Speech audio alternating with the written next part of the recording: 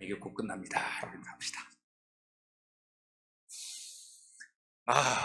우리 이 마스크를 보고 안 쓰고 이틀을 예배가 빨리 왔으면 좋겠습니다. 그래서 여러분 얼굴도 좀 보고 우리 마음대로 좀 교제도 하고 맨날 서로 만나면 주먹질 하는데 그냥 주먹질하지 말고. 여러분, 우리가 한 사람의 역사, 인생의 삶을 이렇게 추적해 보면은 그 사람에게 그 어떤 것과도 비교할 수 없는 아주 중요한 전환점이 되는 인생들에게 무게가 실리는 사건들이 하나씩 있습니다. 완전한 생애의 터닝 포인트가 될 수 있는 그런 사건들이 우리에게 하나씩 있습니다. 어떤 사람은 책을 통해서 인생이 바뀌기도 하고, 어떤 사람은 내가 만났던 어떤 한 사람 때문에 내 인생이 축복이 되기도 하고, 어떤 사람 때문에 내 인생이 아주 부정적이고 저주스러운 그런 인생으로 바뀔 때도 있습니다. 그런가 하면은 때로는 꿈도 없이 희망도 없이 소망도 없이 살던 어떤 사람이 한 사람의 만남으로 말미암아서 그 인생이 전혀 다른 길을 걷기도 합니다. 그런가 하면은 내 인생에 살다가 펼쳐진 어떤 사건 때문에 내 인생에 살아가는 것에 대해 대단한 영향을 받기도 합니다. 사람 때문이라든지 아니면 어떤 사건이라든지 그것 때문에 앞으로의 내 인생, 지금까지 살아온 것이 대단한 영향을 받아오기도 했습니다. 때로는 그 사건 때문에 인생이 달라지고, 그래서 그 사건을 아주 잊지 못하는 중요한 일들이 우리에게 있어요. 때로는 그것이 마음에 항상 그립고 아름답고 아련한 것이 있는가 하면 내 과거에 일어났던 그 일 때문에 내 마음에 큰 상처가 되어서 우리 가슴 속에 트라우마로 남아있는 안타까운 어려운 분들도 계십니다. 또한 그런가 하면 어떤 특별한 장소도 그런 의미를 가질 수 있습니다. 내 생애를 살아온 그때에, 지난날 그때의 그 자리, 그곳, 잊을 수 없는 자리가 있습니다. 우리가 성경을 펴놓고 보면은 믿음의 영웅들이 다 이와 같이 동일한 일들을 겪었습니다. 성경은 특별히 장소를 중요하게 생각하고 있습니다. 왜냐하면 그 현장을 중심으로 하나님의 역사가 나타났는가 하면은 그 현장을 중심으로 하나님께 범죄하였고, 그 현장을 중심으로 온전히 완전히 다른 사람으로 바뀌는 그 역사의 현장이기 때문에 우리 성경에는 그 현장과 그 사건을 대단히 중요하게 생각하고 있습니다. 일예로 엘리야 하면 여러분 무엇이 가장 먼저 생각나십니까? 엘리야 하면은 갈멜산이 제일 먼저 생각합니다. 아합과 그의 아내 이세벨의 우상을 섬기는 바알 선지자 850명과 갈멜산에서 대결을 벌이다가 하나님의 불이, 여호와의 불이 내려와 이 엘리야의 제단을 완전히 훑어버렸던 850대 1 대결을 벌여서 하나님의 승리를 가졌던 엘리야에게는 이 갈멜살이 대단한 시사하는 바 그의 인생에 너무나 큰 사건으로 다가오게 됩니다. 바울은 어떤가요? 바울은 여러분 어디서 그 인생이 변하게 됩니까? 다메섹에서 빛 가운데 예수님을 만나서 그 인생이 완전히 예수를 핍박하던 자에서 예수의 복음을 증거하는, 그리고 예수를 위하여 목숨을 내어주는, 그리고 자신이 가지고 있던 것을 모든 것을 폐설같이 버리는 대단한, 감히 상상도 할 수 없는 그런 변화가 일어나게 됩니다. 베드로는 어떨까요? 베드로는 갈릴리 바다에서 오시는 예수님을 만나게 됩니다. 그의 말씀을 듣고 그의 무릎에 무릎을 꿇고 하나님의 예수 그리스도를 인정하게 되자, 그리고 예수님의 나를 쫓으라는 그 말에 배와 그물과 모든 것을 버려두고 예수님을 쫓아가는 인생의 완전한 터닝 포인트가 되게 됩니다. 저도 여러분 원래 목사가 될 사람은 아니었는데 그날 왜 그 부흥에 갔을까? 그냥 조용히 교회만 다녔으면 얼마나 좋았을까? 제가 은혜 받았던 그 장소, 그 교회가 지금 우리가 섬기고 있는 잠비아 선교의 백예철 목사님. 그래서 그분은 이룰 수 없고 그 교회를 짓었고 그때 하나님과의 만났던 그 사건이 제 인생의 목표와 방향과 모든 것을 완전히 바꿔놓고 말았습니다. 저희 아내도 마찬가지일 거예요. 저희 아내도 저를 만남으로 인해서 인생이 완전히 빵에서 100으로 바뀌지 않았겠습니까? 우리의 인생을 살다 보면 그런 것들이 여러분 얼마나 많은지 모릅니다. 내 자녀 때문에, 때로는 내 사업 때문에, 어려웠던 순간 때문에, 아니면 너무 기쁘고 감사했던 생각 때문에 우리의 인생이 변할 때가 있습니다. 오늘 본문도 마찬가지입니다. 야곱도 마찬가지예요. 그 인생에서 잊을 수 없고 빼놓을 수 없는 아주 중요한, 아주 그의 인생에 아주 중요한 무게가 실린 장소가 등장합니다. 그 장소는 오늘 그 장소를 뭐라고 얘기할까요? 베델이라고 말하고 있습니다. 물론 야곱에게는 그 외에 야복 강가에서 하나님을 만났다는 큰 경험을 하게 되는데 그 야복 강가와 동시에 이 베델은 야곱의 인생에 있어서 대단한 중요한 의미를 갖게 됩니다. 여러분, 우리가 야곱의 인생을 추적해 가다 보면은 그의 일생이 성경의 중간중간에 그의 일생이 등장하게 됩니다. 그리고 베델이 등장하면서 야곱에게 이 베델이라고 하는 특별한 장소를 중심으로 그의 인생의 역사가 새롭게 펼쳐지는가 하면은 다시 돌아오게 되고 야곱의 인생의 중심의 역사가 어디서부터 시작되었고 어디로 돌아오게 되느냐, 그 인생이 베델에서 시작하여서 베델로 돌아오게 되고 베델을 중심으로 계속해서 그의 인생의 역사가 이끌어져 나가는 것을 우리가 볼 수 있게 됩니다. 성경에 기록된 베델은 야곱에게 있어서 하나님을 만나서 하나님께 처음으로 직접 제단을 쌓고 예배하던 장소로 베델이 소개됩니다. 이 야곱에게 베델의 중요한 의미를 갖는다는 것은 하나님 앞에서 야곱이 제단을 쌓았다는 것이고 그 제단을 쌓을 때에 하나님이 그의 이름을 부르셨다는 것입니다. 야곱의 인생에 제단을 쌓는 것이 중요한 의미를 갖는다라고 하는 것은 우리에게도 오늘날 드려지는 예배가 우리가 얼마만큼 예배를 드리가는가 따라 달라서 예배가 우리의 인생에 차지하는 얼마나 중요한 것을 우리가 지금 말씀하고 있는 것입니다.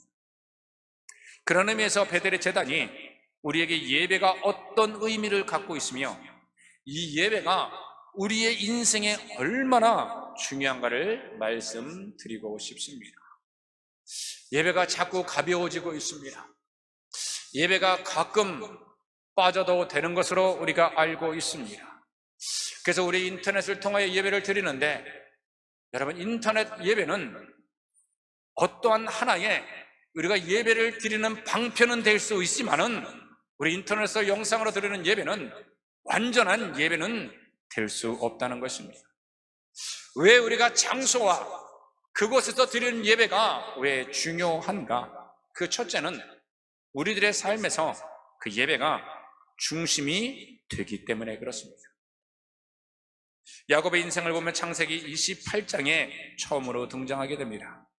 창세기 28장의 상황, 그의 집에서 아버지 이삭에게 에서가야 받아야 될 장자의 축복을 가로채고 그것도 어머니 리브가의 공모로 이렇게 일을 저지르게 됩니다. 여러분, 자녀를 사랑할 때 똑같이 사랑하십시오. 리브가처럼 야곱은 이뻐하고 에서는 이렇게 하면 안 돼요. 에서 거를 뺏어다가 큰아들 거 뺏어다가 작은아들한테 줬잖아요. 그래서 이 야곱과 엄마 리브가가 공모해서 아버지 이삭을 속이고 에서가 받아야 될 장자의 축복권을 빼앗아 버립니다. 그것을 알고 에서가 너무 화가 났습니다. 그래서 이 분노하였고 이 에서의 분노로 인하여서 야곱이 생명의 위협을 느끼고 외삼촌 라반의 집으로 출행랑을 놓게 됩니다.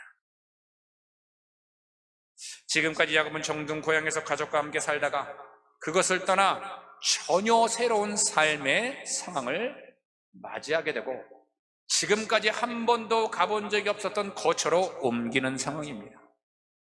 여러분, 이 상황을 보면 오늘 텍사스에서 이렇게 이사 오신 분들 계시는데 텍사스에서 여기 워싱턴으로 이사 오셨구나.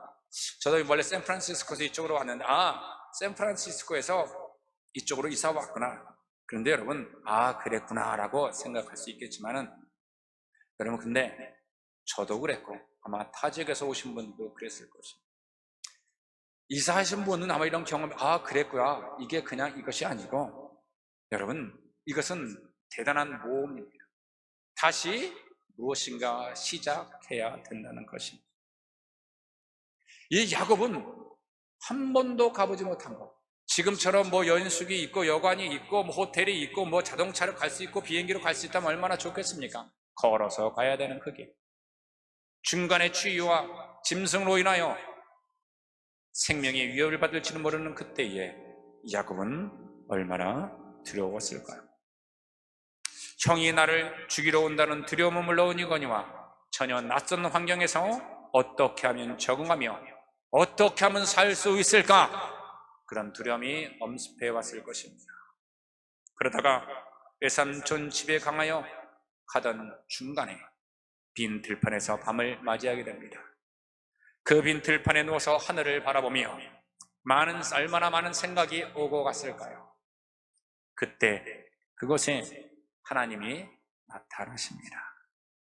우리가 잘 아는 대로 사닥다리, 하늘과 땅을 이어주는 사닥다리의 환상을 보게 됩니다. 천사가 사닥다리를 타고 오르락내리락 하는 광경을 목격하게 되지요. 그리고 그곳에서 하나님은 야곱에게 놀라운 축복의 약속을 하십니다. 두려워 말라, 그렇게 말씀하시고 내가 너와 함께 하시겠다 말씀하시고, 내가 너를 지켜줄 것이고 내가 생각지도 못한 복을 내게 주시겠다라고 하나님이 그냥 야곱을 찾아오셔서 말씀하십니다. 우리 창세기 28장 16절부터 19절을 제가 한번 읽어드릴게요. 야곱이 잠이 깨어 이르되 여호와께서 과연 여기 계시거늘 내가 알지 못하였도다. 이에 두려워하여 이르되 두렵도다. 이곳이요, 이것은 다름 아닌 하나님의 집이요, 이는 하늘의 문이로다 하고, 야곱이 아침에 일찍 일어나 베개로 삼았던 돌을 가져다가 기둥을 세우고 그 위에 기름을 붓고 그곳 이름을 베델이라 하였더라. 이 성의 옛 이름은 루스더라. 꿈의 환상을 보고 하나님이 여기도 계시는구나, 그곳에서 야곱은 하나님의 계심을 체험하고 바로 여기가 하나님의 집이다, 여기도 하나님이 계셨구나. 내가 부모와 함께 살던 그곳에도 계셨던 하나님이지만은 내가 쫓김을 당하고 내가 어디로 갈 바 모르고 내가 두려움에 사로잡혀있는 이 순간에도 하나님은 여기에 나와 함께 계셨구나. 내가 부모와 함께 살 때도 거기 계셨고, 내가 쫓김을 당하는 이 황당한 들판에도 하나님은 여기에도 계셨다. 그래, 여기가 하나님의 문이다. 그 문을 열면 하나님이 보이고, 그 문을 열면 하나님께 나아가고, 그 문을 열면 하나님이 나를 찾아오시는 문이 바로 여기로다. 여기가 하나님의 문이다. 제단을 쌓게 됩니다. 그리고 이곳에서 야곱은 비로소 그 마음에 평안함을 찾게 됩니다. 여러분, 새로운 삶의 시작일 때에 그 낯선 환경 앞에 서 있는 야곱에게 베델은 그에게 대단한 평안함을 주었고, 그 두려움에서 벗어나고 새로운 하나님께서 주신 약속과 함께 오히려 하나님의 축복과 인도함이라고 하는 희망을 그 가슴속에 갖게 됩니다. 이전 것은 지나갔으니 새로운 희망과 소망과 약속과 꿈이 그 안에 생기게 됩니다. 그리고 야곱은 이 루스를 무엇이라고 칭량하느냐? 집, 하나님의 집, 베델이라고 명명하게 됩니다. 이것이 첫 번째 베델과 야곱의 등장입니다. 두 번째 베델은 외삼촌 집에 갔다가 그 안에서 사는 것이 여러분 녹록지 않습니다. 이 삼촌 라반이 조카 야곱을 부려먹는데 얼마나 부려먹는지 모릅니다. 라반의 딸을 사랑했던, 라헬을 사랑했던 야곱을 쏘기까지 합니다. 그래서 결혼식 날 7년 동안 봉사했던 결혼식 날 언니 레아를 먼저 보내드리잖아요. 2-for-1에 그렇게 장가를 갑니다. 그래서 원하지 않았던 레아까지 떠맡게 됩니다. 하나의 세일로 그냥 공짜로 그냥 온 거예요. 그렇게 쏟고 속이고 의심과 갈등 가운데 이렇게 살아갑니다. 이런 중에 야곱이 이를 악물고 자신도 살아야겠다는 마음으로 그곳에서 그 갈등과 그곳에서 자신의 삶만 만들어갑니다. 그때부터 삼촌과 더 속이고 더 쏟고 자신의 제사를 만들어내고 있던 중 야곱의 마음에 갈등이 생기게 됩니다. 내가 이 불신과 의심과 갈등이 가득한 이 삶의 현장에서 이것에서 내가 계속 살아야 하는가? 이 갈등을 어떻게 처리해야 되는가? 이 고민과 갈등 속에서 결단을 내리지 못하고 방황하고 있을 때에 그때에 하나님이 다시 야곱에게 나타나셔서 야곱에게 하나님이 직접 다시 베델을 말씀하십니다. 그래서 31장 13절에 보면은 나는 베델의 하나님이라 내가 거기서 기둥에 기름을 붓고 거기서 내게 서원하였으니 지금 일어나 이곳을 떠나서 내 출생지로 돌아가라 라고 말씀하십니다. 이 고민과 갈등이 깊어지는 이 현장에 찾아오셔서 내가 무엇을 어떻게 해야 될지 결단을 내리지 못하고 있을 때에 나는 베델의 하나님이라 내가 거기서 너를 만났고 내가 나에게 서원하였으며 내게 약속하였던 하나님이다. 야곱아 일어나 베델로 올라가라. 다시 돌아가라. 아 하나님 내가 지금 고민에 쌓였는데 어떻게 할까요? 했을 때 하나님께서 그래 지금 너는 장소를 옮기고 이렇게 해서 내 재산 얼마를 떼어내고 두 아내를 데리고 자녀들을 데리고 어디로 가라 했으면 좋을 텐데 하나님은 이런 마음과 아무 소리 없이 베델로 올라가라 라고 말씀하십니다. 하나님이 야곱에게 갈등에 있는 야곱에게 나타나서 스스로 베델에 제단 쌓았던 것을 기억시키시면서 나는 베델의 하나님이라 라고 이렇게 칭하십니다. 이 말씀은 네가 지금 힘들고 어찌하여야 할지 고민이고 삶의 앞길이 막막하고 갈등을 생길 때 그곳에서 쌓았던 제단을 쌓고 예배를 하였던 그때를 기억하고 있느냐라고 하는 것입니다. 이 말씀의 야곱은 결단하고 식솔들과 자신의 재물을 가지고 외삼촌 라반의 집을 떠나 베델로 가게 됩니다. 이게 두 번째 야곱과 베델의 사건입니다. 그리고 세 번째 오늘 본문에 하나님과 베델의 사건이 또 등장하게 됩니다. 우리 35장 1절을 한번 볼까요? 하나님이 야곱에게 이르시되 일어나 베델로 올라가서 거기 거주하며 내가 내 형 에서의 낯을 피하여 도망하던 때에 내게 나타난 하나님께 거기서 제단을 쌓아라. 이 이야기는 라반 삼촌 라반의 집에서 떠나게 될 때에 그 말씀과 동일한 말씀을 또 하시게 됩니다. 그 세 번째 하나님이 나타나신 거예요. 지금 이 세 번째 상황은 어떤 상황인가 여러분 잘 아실 것입니다. 야곱이 외삼촌 집을 떠나 하나님께서 베델로 올라가라는 그 말씀을 듣고 외삼촌 라반의 집을 떠나서 베델로 올라가게 됩니다. 그런데 베델로 올라가는 중에 그가 세겜이라는 곳에 거기서 머물게 됩니다. 그런데 그 세겜이라는 땅을 이르러 보니 그 땅이 참 기름지고 옥토 같았고 비옥하였습니다. 그러니 내가 굳이 베델로 올라갈 필요가 무엇이 있겠는가?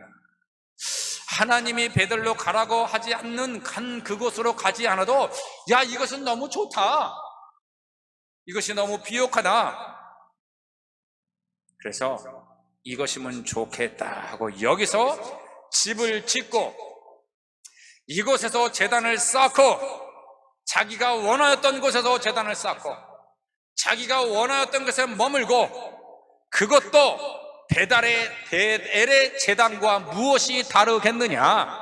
하나님께 영광이면 족하지 않겠느냐? 이런 생각에서 베델로 올라가던 것을 중단하고 세겜에 머물러 집을 짓고 제단을 쌓고 거기서 하나님을 예배드리기 시작합니다. 그런데 대단한 사건이 발생하게 되죠.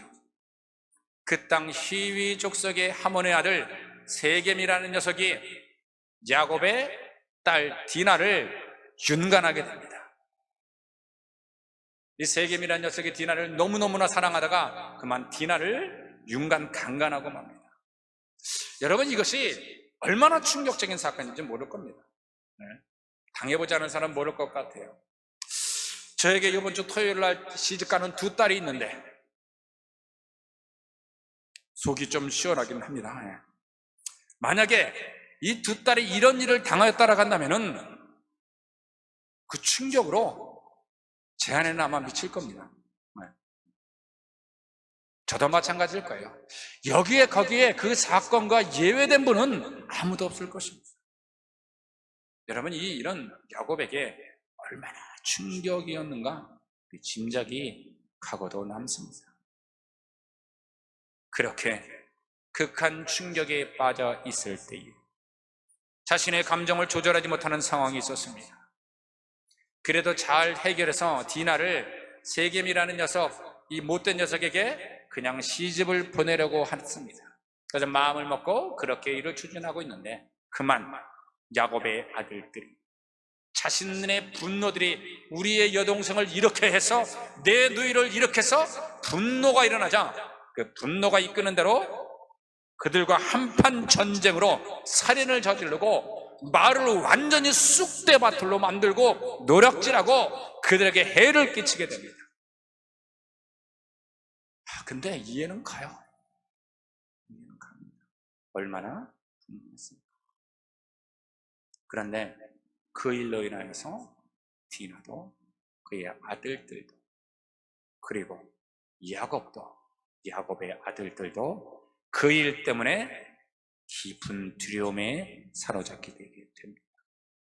야곱의 아들들을 그 부족을 완전히 쑥대밭으로 만들어 놨다니 그 부족의 부근에 같이 있던 이웃 족속들이 이 일로 화가 나서 야곱의 족속들이 저것들이 무엇인데 우리의 족속을 이렇게 하는지 해서 연합해서 야곱의 가문을 완전히 멸족시키려고 준비하고 있었습니다.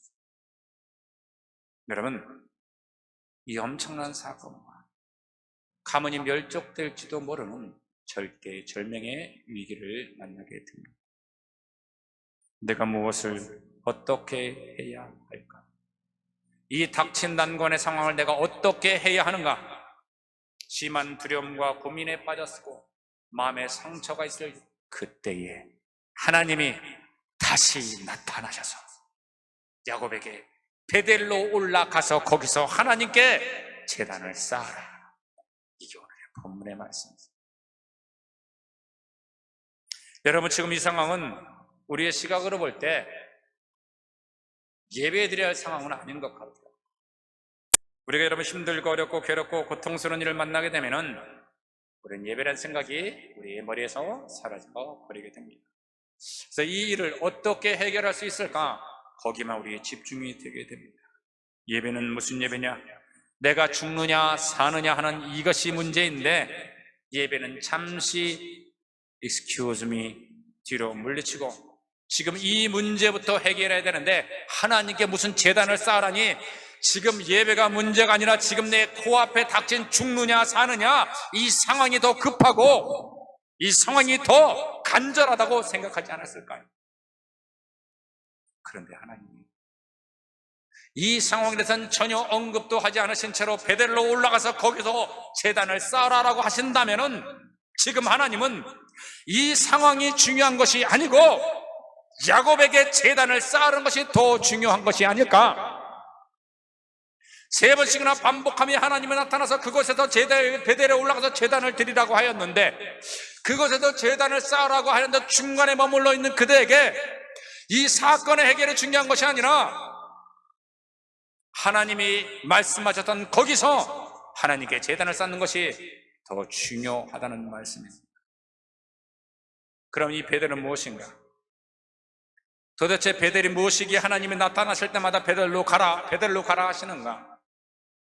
여러분, 베델의 제단은 우리의 인생이 흔들릴 때에 우리의 인생이 비틀거릴 때에 우리가 어디로 갈지 몰라 방황할 때에 두려움에 사로잡힌 이런 상황에 우리의 인생의 중심이 무엇인가 확실히 하지 않고 우리의 인생의 중심이 무너질 때에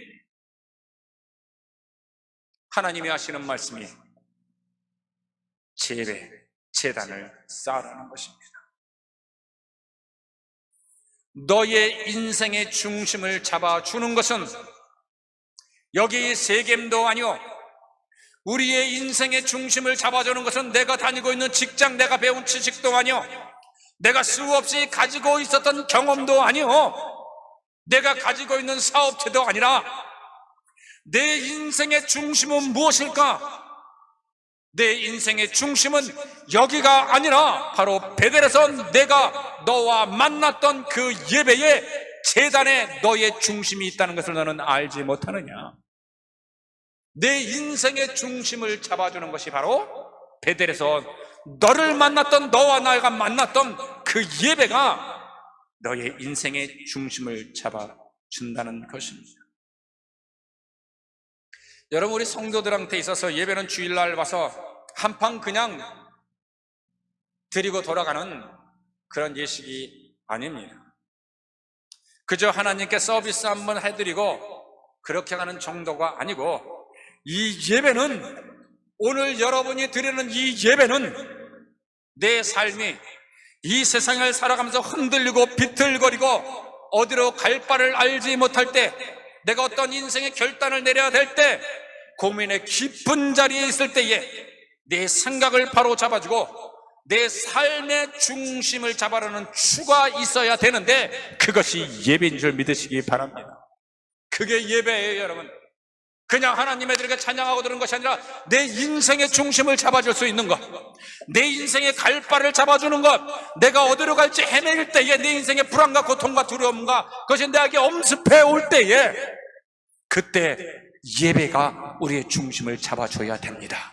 왜냐하면 예배는 하나님이 여러분에게 말씀하는 시간이고, 이 예배에 하나님이 여러분을 알고 계시고, 이 예배를 통하여 여러분의 고백과 이 예배를 통하여 여러분에게 모든 것을 말씀하시고, 이 예배가 여러분의 중심이 될 수 있는 한 주간에 또한 길을 여는 그 길이기 때문에 그렇습니다. 그게 예배예요. 그냥 영상으로 잠깐 드리다가 그런 예배가 아니에요. 제가 우리 출장을 갔을 때 인터넷에 예배들을 드려보니까는 대단히 오늘 영상으로 예배를 드리고 있는데 대단히 죄송한 이야기인데 정말 드릴 예배가 아니더라고요. 어쩌다가 우리 뭐 가정에 일이 있다든지 그럴 때는 괜찮겠습니다만은, 이 영상으로 들으는 예배가 정말 예배가 아닌 것 같아요. 설교 말씀을 듣고 은혜를 받는다는 거와 오늘 내가 예배에 참석하지 않고 그 예배를 영상으로 드린다고 하는 건 여러분 전혀 다른 문제입니다.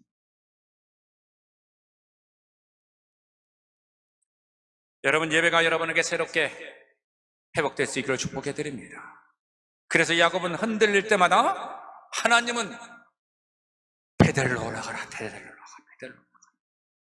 야곱은 자기 인생이 흔들릴 때 그 인생의 중심이 예배에 있는 줄 몰랐습니다. 그래서 예배를 기억하지 못하고 베델을 기억하지 못했는데, 하나님은 내 인생의 중심을 흔들릴 때 나를 찾아오라는 거예요. 나를 만났던 그 장소, 그곳에서 내가 다시 그때를 기억하며 그때 하나님께 예배를 쌓았던 그 장소에서 예배를 드리는 것입니다. 그래서 내 인생의 중심을 잡고 판단이 흔들릴 때에 올바르게 결단하고, 중심이, 내 인생의 중심이 흔들리지 않고 곳곳이 하나님 중심으로 살아갈 수 있는 예배. 우리 그리스도인들의 예배의 삶은 우리의 삶의 중심이 되어야 되죠. 그래야 흔들리는 이 세상에서 우리가 여기 휩쓸리지 않냐고 저렇게 휩쓸리지 않냐고 우리 인생의 중심을 잡게 되고, 이 세상에서 비틀거리다가도 넘어지지 아니하고 중심을 잡고 서야 될 그 자리에 서게 되고, 가야 할 곳으로 가야 되는 것이고, 넘어진 자리에서 일어나지는 못하는 일이 없도록 그렇게 하기 위하여 우리의 삶의 중심에 예배가 있어야 됩니다. 그래서 우리 교회에서 제일 강조하는 제1이 뭐예요? 예배입니다. 제2는 뭐예요? 예배입니다. 제3은 뭐예요? 제4는 그것도 예배예요. 예배에서 모든 것이 파생되기 시작합니다. 우리 매년 바자를 합니다. 우리 매년 동안 2, 3년 동안 못했는데 교회는 다자회를 해서 모이는 것도 아니고 우리 모여서 골프도 치고 이것도 하고 저것도 하고 합니다. 취미를 하기 위해 모인 집단도 아니고 무슨 직장 구해주는 것도 아니고 아이들 유년 주일학교에서 아이들 베이비시트 하는 것도 아니고 그래서 모인 것이 아니라 여러분 교회는 오직 예배를 위하여 모인 사람들인 줄 믿으시기 바랍니다. 세상과 신앙 사이에서 중심을 잡게 하기 위하여서 저 하늘과 땅 사이에 살면서 중심이 흔들리지 않도록 만드는 것, 이게 오늘 여러분이 드리고 있는 예배예요. 근데 우리 자꾸 이 예배가 자꾸 차선으로 이 차선으로 밀을 놔요. 내 중심에 서 있어야 되는데 가끔 무시될 때도 있고 그러다 보니 우리의 인생이 때로는 무너질 때도 있고 우리의 인생을 바로 세워보려고 하고 내 인생을 집을 반듯하게 지어보려고 애를 쓰고 수고하고 땀을 흘리고 짓다 본데 또 넘어지고 또 자빠지고 또 삐딱하고 중심이 맞지 않아요. 그런데 이 집을 저었는데 삐딱하고 이렇게 올라가는데 다시 허물 수도 없고 다시 계속 그렇다고 더 지울 수도 없고 우리 인생이 아주 힘든 지경에 빠져듭니다. 우리의 자녀들도 그들의 인생이 똑바로 성장하기를 원한다면 아이들에게 예배를 여러분 가르치십시오. 오늘 이 예배의 재단에서 하나님을 경험함 없는 아이들, 베델에서 만났던 그 하나님을 만나지 못했던 그 자녀들, 야곱의 자녀들은 대단히 살인이라고 하는 대단히 큰 실수를 저지르게 됩니다. 여러분 자녀에게도 예배를 가르칠 수 있기를 축복해 드립니다. 교회가 예배이고 베델이고 교회는 하나님의 신령과 진정으로 예배하는 것입니다. 교회가 이 예배의 중심을 떠나는 순간 우리 교회도 여지없이 무너지고 맙니다. 지금 이 시대에 무엇을 해야 될까? 우리 아무것도 못하고 있습니다.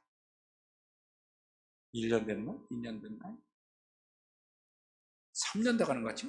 횟수로는 우리 아무것도 못했습니다. 의자고 뭐고 다 접겨져 있습니다. 친교실도 최소한의 테이블 몇 개만 되어 있습니다. 주중에는 교회 출입을 금합니다. 요즘에는 좀 우리 서목사님이 귀찮은지 소독도 안 하더라고요. 근데 왜 안 하는가 하면은 이게 코로나 바이러스가 3일간 지나가는 걸 주중 예배를 드리지 않습니다.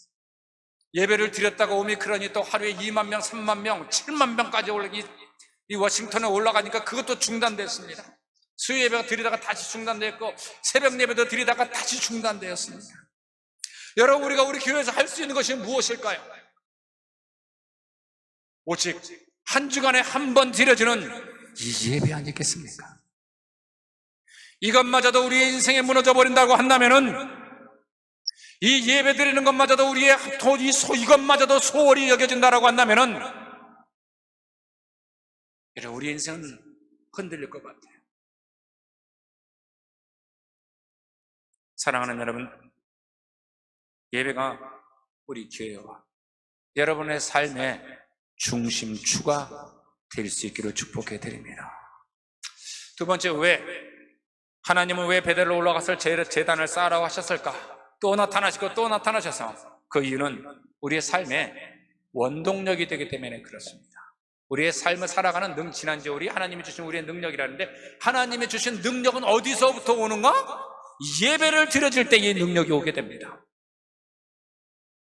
야곱의 인생에 있어서 이 제단을 쌓았던 베델은 야곱이 그 삶을 다시 힘내어 살 수 있도록 그 능력을 공급받고 살게 됩니다. 힘들고 어려울 때에 루스드에서 하나님을 만나고 거기서 베델이라고 이름을 지었던 그는 두려움과 모든 것을 버리고 평안 가운데 삼천집으로 향하게 됩니다.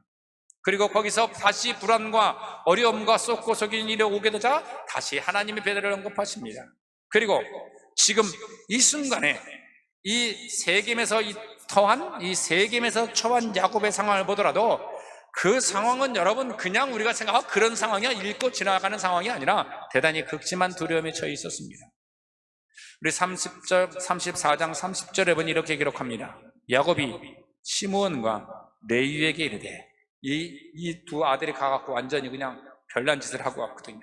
너희가 내게 화를 끼쳐 나로 하여금 이 땅의 주민 곧 가나안 족속과 브리스 족속에게 악취를 내게 하였다.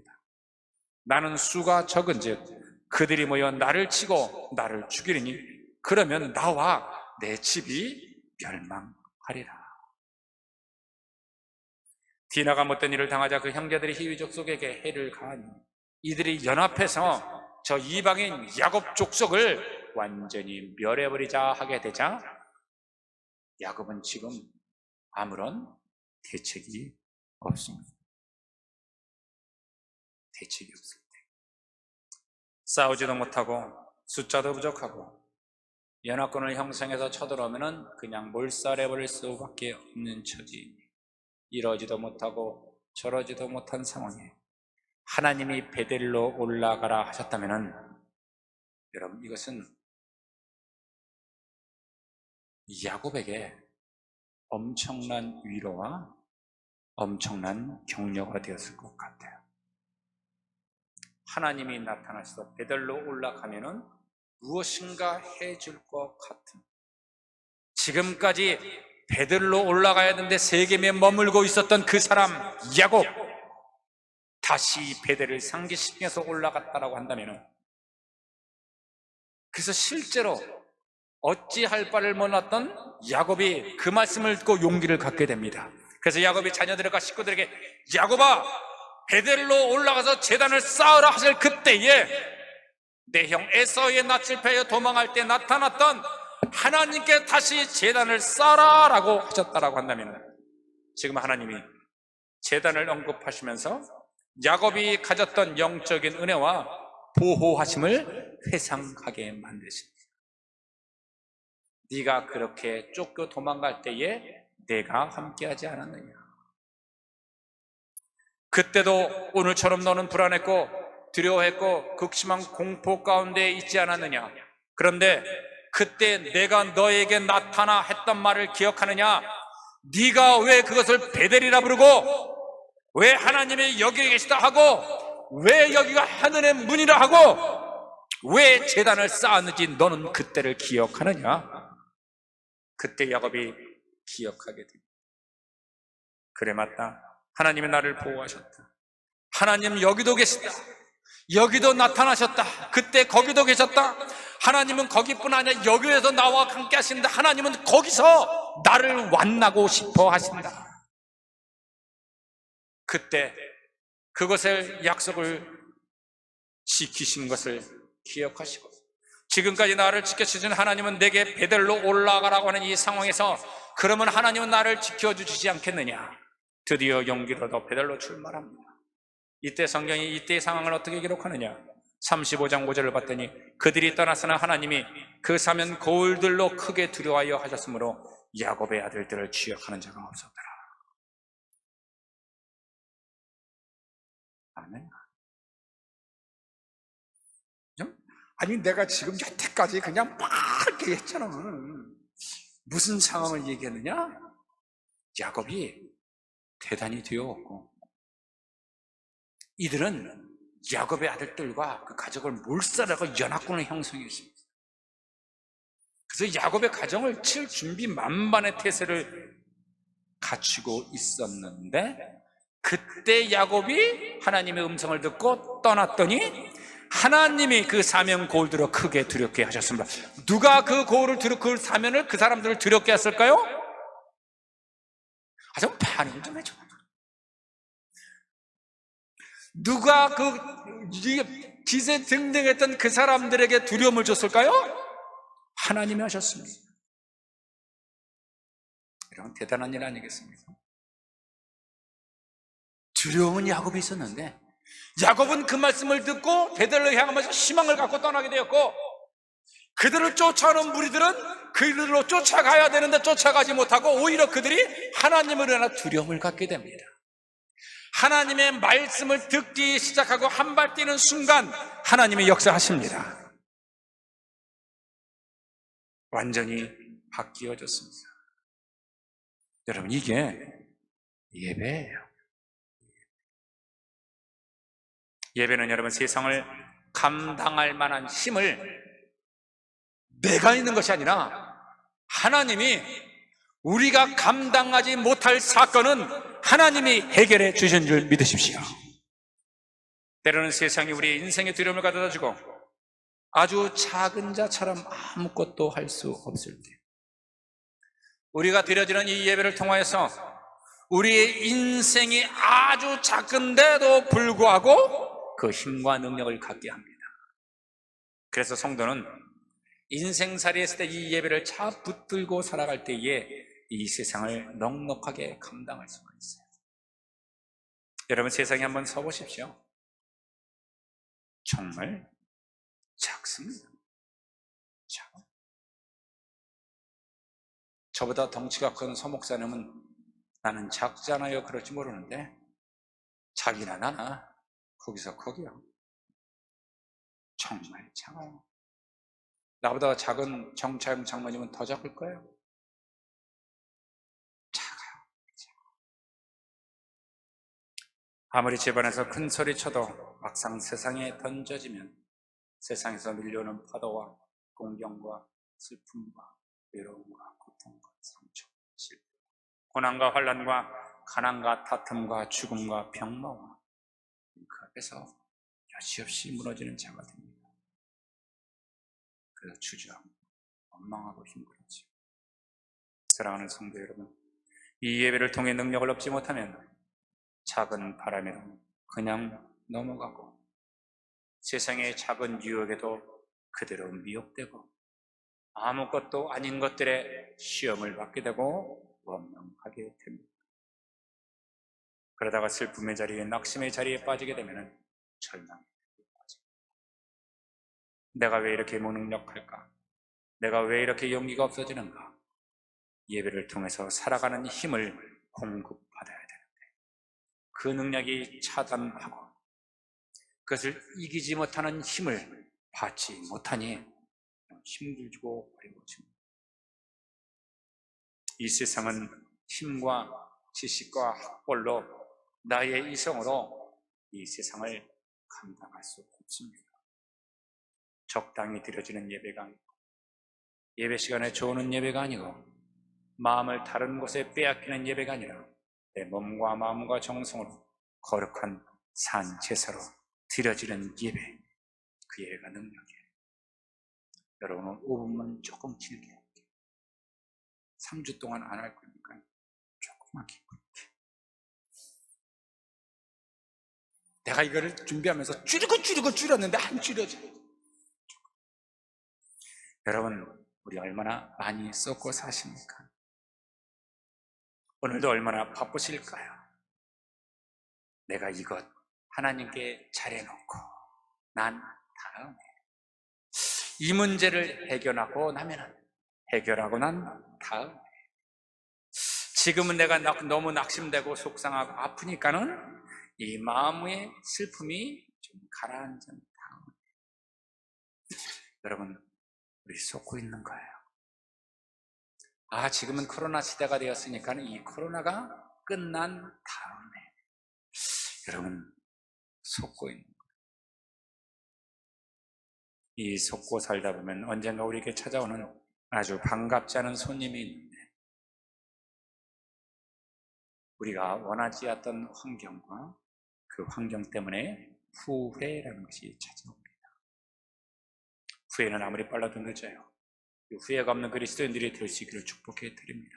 마지막 세 번째로, 왜 예배가 이렇게 중요한가? 왜 배달에다 하나님은 그걸 강조하시는가? 우리의 삶의 정체성이 되기 때문에 그렇습니다. 우리 35장 2절과 3절을 읽을게요. 야곱이 이에 자기 집안 사람과 자기와 함께한 모든 자에게 이르되 너희 중에 있는 이방 신상들을 버리고 자기를 정결하게 하고 너희들의 의복을 바꾸어 입으라. 우리가 일어나 베들로 올라가자. 내 환난 날에 내게 응답하시며 내가 가는 길에서 나와 함께 하신 하나님께 내가 거기서 제단을 쌓으려 하노라 하니. 여기서 제단을 쌓은 것이 아니라 거기서 제단을 다시 쌓겠다는 것입니다. 하나님이 야곱에게 베드로 올라가라 하셨더니 이 야곱이 갑자기 이상한 행동을 하게 됩니다. 이방 신상들을 다 버려라, 의복을 바꾸어 입어라. 이게 도대체 무슨 말인가? 그러면서 4절에 그들이 자기 손에 있는 모든 이방 신상들과 자기 귀에 있는 귀고리들을 야곱에게 주는지라 야곱이 그것들을 세겜 근처 상수리 나무 아래에 묻고. 무슨 얘기냐면 지금 야곱의 이 가정에서 이방 드신을 섬기고 있었다는 것이었습니다. 그들에겐 귀고리, 여러분 이 귀고리는 뭐냐면 이방 신상을 상징하는 그 이방 신에 대한 상징이었어요. 귀고리를 하고, 그렇다고 뭐 요즘에 남자들도 귀고리 하고 다니는데 그렇다고 이방 신을 섬긴다는 건 아니에요. 귀고리를 빼서 땅에 묻고, 여러분 이들은 귀걸이를 끼는 사람들이 아니에요. 그런데 지금 이방 문화에 깊이 사로잡혀서 그러고 있다는 거죠. 그래서 이것을 다 거두어서 이것들을 상수리 나무 앞에 묻고 떠났더라. 대단한 결심을 하게 되는 거죠. 이 상수리 나무는 이방 종교의 아주 문란함을 보여주는 대명사입니다. 이들은 이 상수리 나무에서 종교라고 하는 이름으로 이방신에게 제사를 드리고 종교라는 이름으로 육적인 음란한 짓을 벌인 것이 바로 이 상수리 나무입니다. 이 상수리 나무에 묶어 떠났다는 것은 이들이 얼마나 잘못된 자리에 있었는가 하는 것을 보여주는 것입니다. 지금 이들이 어떤 삶의 현 주소가 어떠했는지를 보여주는 대목이에요. 이방 신산을 가지고 있었다는 것은 그 가슴 속에 부적을 하나씩 가지고 있어요.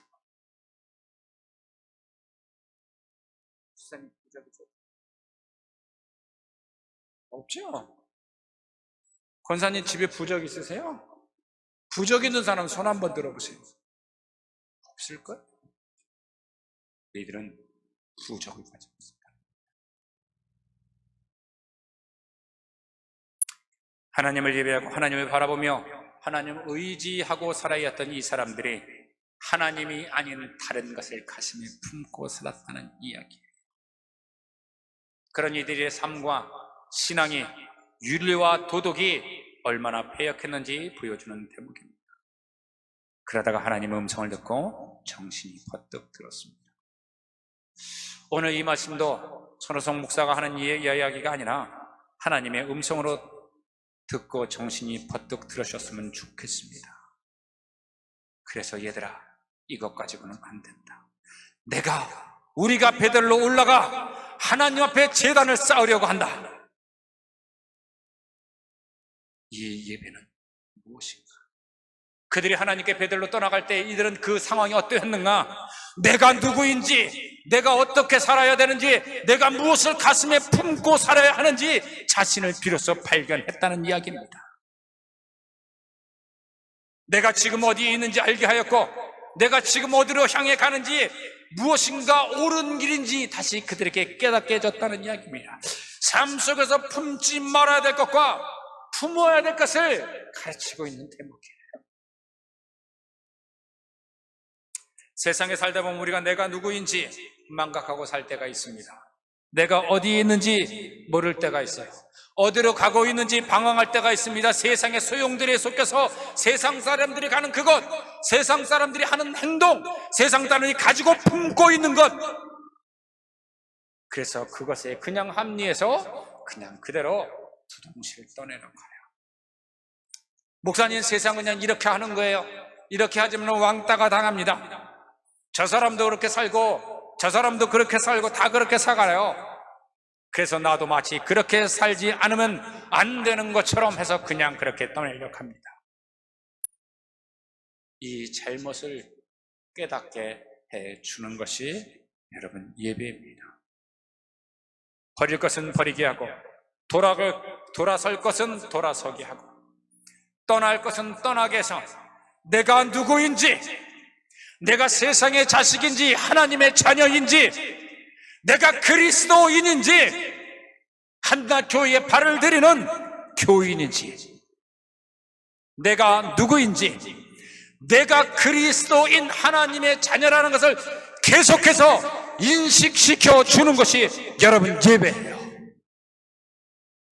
이 예배를 떠나고 이 예배가 신령과 진정으로 데려지지 아니하면은 우린 그리스도의 삶을 떠나게 돼요. 그리스도란 이름은 가졌는데 그리스도인의 정체성을 떠나버리게 됩니다.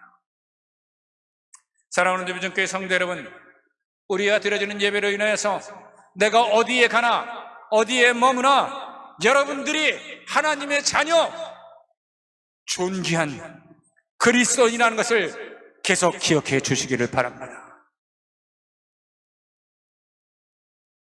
우리는 우리의 예배를 통해서 삶의 중심을 잃지 않고 살아가는 능력을 통해서 이 세상에 그리스도인다운 삶을 살 수 있기를 축복합니다.